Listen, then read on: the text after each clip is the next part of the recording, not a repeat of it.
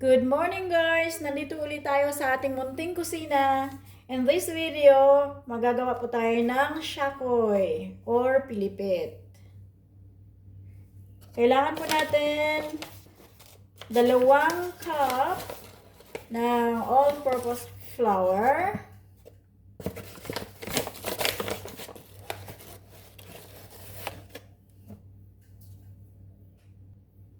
Two and a half teaspoon of yeast. Una po natin gawin, lagyan po natin ng kaunting asukal ito para madali siyang umalsa at saka 1/4 cup of warm water.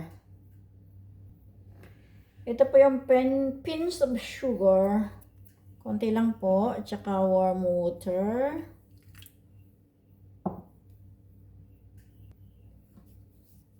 Konting halo lang. Habang piniprepare po natin yung iba nating ingredients.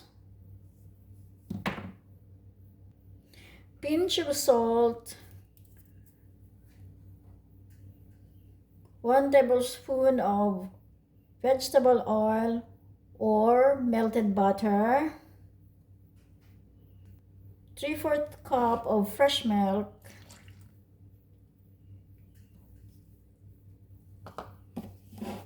Halo po natin.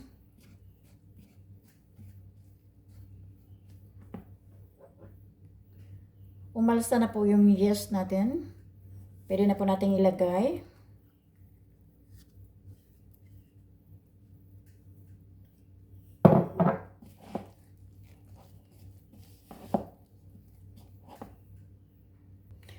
Pwede po natin dagdagan ng kaunting tubig kung siya po ay matigas pa. Masyado pong dry. Hugas lang po tayo ng kamay at atin na pong imamasa ang ating mixture.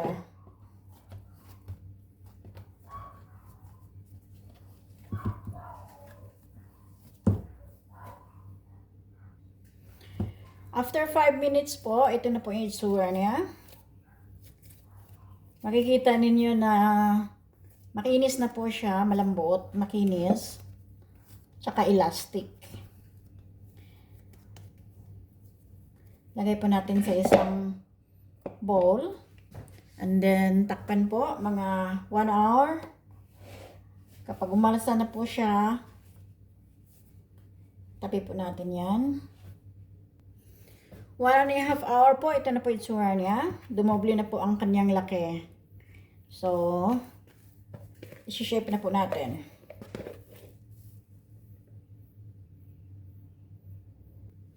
Sprinkle po natin ng flour para po hindi siya dumikit.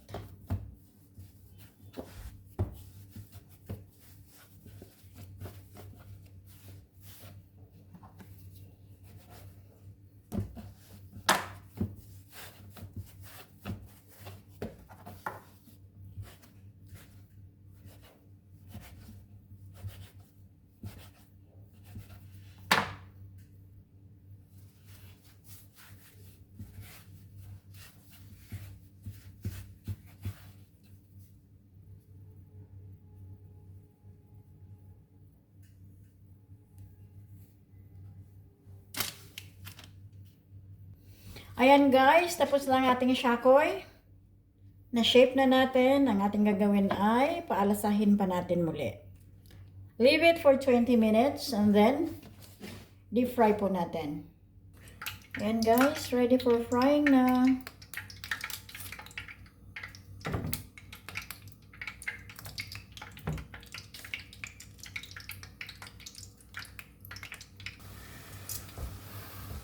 Malapit na pong maluto ang ating shakoy, pilipit or twisted donut. Mukhang ang sarap! Yay! Yum!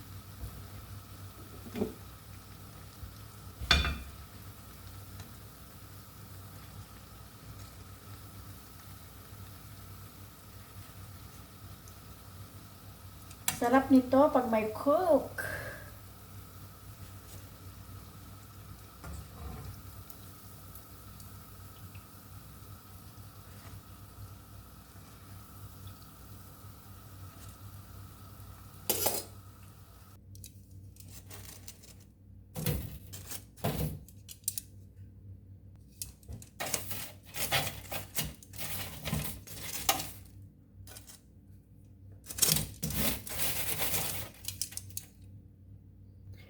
Ito po yung luto na shakoy or pilipit.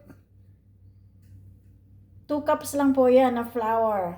Tingnan nyo kung gaano siya karami. Kaya, negosyo na po tayo. Ito po ay walang lugi. Masarap na. Malaki pa ang tutubuin natin.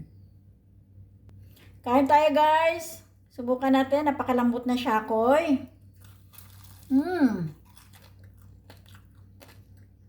Ang sarap talaga. Yan yun. Ang lambot. Crunchy siya sa labas. Malambot sa ilalim.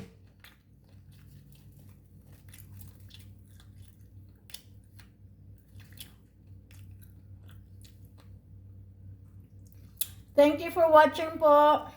At sana subscribe kayo sa aking channel.